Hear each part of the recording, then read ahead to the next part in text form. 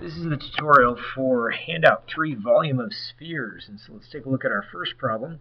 And what we're doing is describing how the volumes compare. So we're looking at three different shapes. We've got our cylinder, our cone, and our sphere, and they all have the same radius. They all have 3 inches as the radius, and they have a height of 6 inches. So the height of the cone and the cylinder is 6 inches, and the diameter of the sphere is also 6 inches. And so what we're going to do is see which one's the largest and kind of compare the 3 and see which one's the middle and obviously the smallest as well. So let's start off with the formula. We got pi r squared times by height, and we'll substitute our numbers in there. And so I would have pi times by the radius, which is 3 squared, times by 6, which is the height. And so I continue working there. Pi times 9 times by 6, that makes 54 pi. So since I'm comparing, I don't need to worry about multiplying by pi. I can leave it just in terms of pi. And so on the next one, we'll go ahead and use that formula a little bit different. It's 1/3 pi r squared times by the height. And so I'll take 1/3 of the answer once I get there. So pi times by 3 squared times by 6. The same numbers there, 3 squared and 6, but I can take 1/3 of that answer. And so I'm going to actually take 1/3 of 9 to start with. It'll be a little bit easier for myself. And so I do 3 times 6 is what's left over, and that makes 18 pi. So definitely the cylinder is a lot bigger than the cone, and it's 3 times bigger than the cone. That makes sense because same formula, just taking 1/3 of the cone, of the cylinder to get the cone. And the last one is the sphere, and it is 4/3 pi r to the 3rd power. And so 4/3 times by pi, and then 3 to the 3rd power. Well, 4/3 times by pi times 27 is what we have for 3 to the 3rd power, and 3 goes into 27 9 times. So multiplying the 4 and the 9 gives me 36 pi. So let's compare them. Looks like the cylinder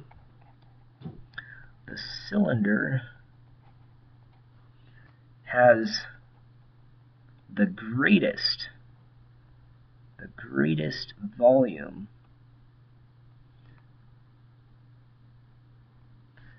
18 pi inches to the 3rd larger than the second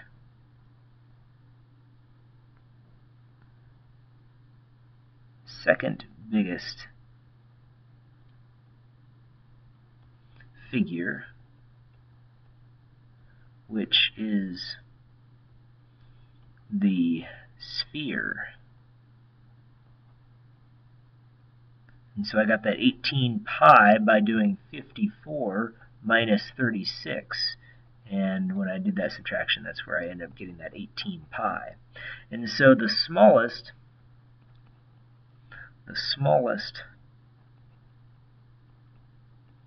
is the cone, which is half of the sphere's volume.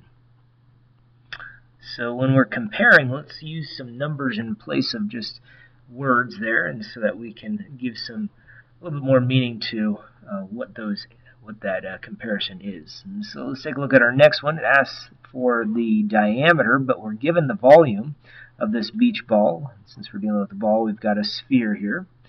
And so we know that formula is volume equals 4/3 pi r to the 3rd power. So we'll substitute what we've got there, 523 1/3, and then equals 4/3 pi r to the 3rd power. We're looking for the diameter, so that means we're going to end up having to multiply by the reciprocal first to cancel out that fraction, and then we're going to end up getting rid of the pi value as well. But let's start with that fraction of 4/3. We multiply by its reciprocal. So when I multiply the 523 1/3 by, and let's get out the calculator here, we'll do 523 point, and then I've got a bunch of 3's because I'm dealing with 1/3 there, and then I just fill in the calculator with a bunch of 3's, times by 3, And then I get that answer. So whenever I've got a bunch of 9s at the end, that's the same thing as saying 5 or 1570. So let me bring that calculator back up to see how the 9 will just round that up when you have a bunch of 9s at the end of your answer there. And so I take that number and divide that by 4. Let's see what happens here. So I'll divide that by 4, and I end up getting this. So 392.49 repeated. So that's the same thing as saying 392.5. So we end up having pi at the end of, or equals pi, and then r to the third. So now we're taking that pi value and we're dividing by it. So let's take that number right there. And I'm going to clear this and just use that 392.5 now. And I'm going to divide by 3.14. That gives me 125. And so I can write 125 equals r to the third power.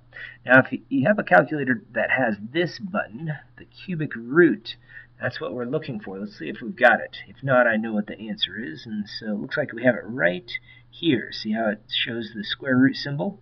And they just don't have the vinculum over the x, but they have the cubic root. So let's go ahead and type that. See, it says cubic root of 125, and it tells me the number is 5, and that's it. So I take the cubic root of both sides, and that gives me 5 as the radius. But that's just the radius. Remember, we want the diameter, so the diameter is going to end up being double the radius. And so 2 times by 5 gives me 10. So 10 equals the diameter. 10, and these are inches. So let's take a look at our next problem. And it has that we have a find the volume of water that spills over once the lead ball is placed into the full cylindrical container. And so if this cylinder is full, we drop the lead ball in, some of the water is going to spill out. So the amount that spills out is going to be the same as the volume of the sphere. So the volume that spills will be equal to the volume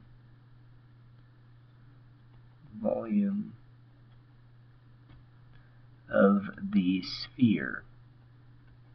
So let's go ahead and substitute some numbers into that volume formula, which is 4/3 pi r cubed. And so we've got 4/3 times pi, and then we've got 3 to the third power.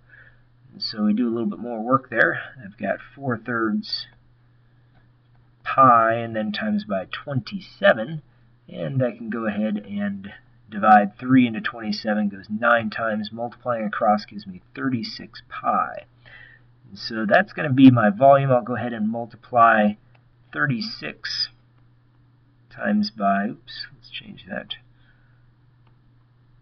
36 times by, and then I've got 3.14.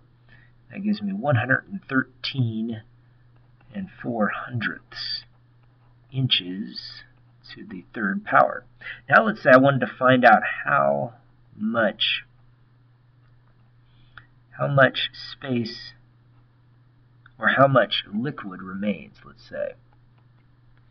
How much liquid remains. And so if we want to find out how much liquid remains, now we're going to end up having to find the volume of the cylinder. And so we're going to have pi times by 3 squared times by the height, which is 8. And so pi times by 9 times 8 makes 72 pi. And so now if I subtract those two, 36 minus 72 pi, 36 was the number before I multiplied it, I end up with, hey, 36 pi, which would end up being exactly 113 4/100. Just so happened to work that way with the numbers I had. It doesn't mean it's always going to end up being half of the value. It's just that's the way it worked. So the next problem says, well, if we have these, how many full spherical scoops of crushed ice can pack into this cone? So let's go ahead and find the volume of the cone first. Volume of cone. And that's just going to be V equals 1/3 pi r squared times by the height. So I'll substitute my numbers in there. 1/3 of pi, and then r is going to end up being 5 squared times by the height, which is 9. So we'll do a little work. I can divide 3 into 9 to make the problem a little easier for myself. And 5 squared is 25. 25 times 3 makes 75 pi. So this is the volume of the cone. Volume of the cone. Now let's go ahead and find the volume of the spheres. So volume of spheres. So we'll go ahead and do 4/3 pi r cubed. And so the radius of one of these spheres is only 5/10. And so we've got to cube that number. And so when I do that, I end up with 0.125. And so from that point, I'm going to end up taking that number and I'm multiplying it by pi and then times by 4/3. So I'll multiply by 4 first. 4 times 0.125 makes 0.5, then over 3. And then when I do this division, I'll leave it in the decimal form, 0.16 repeated, and then pi. And so that's the volume of one sphere. One sphere. And so what we want to do is find out how many of these spheres are going to fit in this. So let's take the 75 pi and divide it by 0.16 repeated, and then pi. And see, the pi's are going to cancel out. That's why I didn't need to multiply by that pi. So let's pull up the calculator here, and let's go ahead and do 75 divided by, and then 0.1, and then I'm going to do a bunch of 6's, and I'm going to just add an extra 7 at the end like I'm rounding it up. And this ends up equaling this number. And so I end up with 400, what was that number? 449.9 repeated. So whenever you see these 9's repeating, you can just figure that that really is 450. And that's the number there. So it looks like I can fit 450 spherical scoops of crushed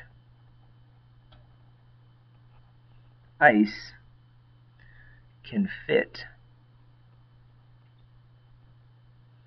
in the cone. So those are the types of problems you're going to see on tonight's homework. Good luck.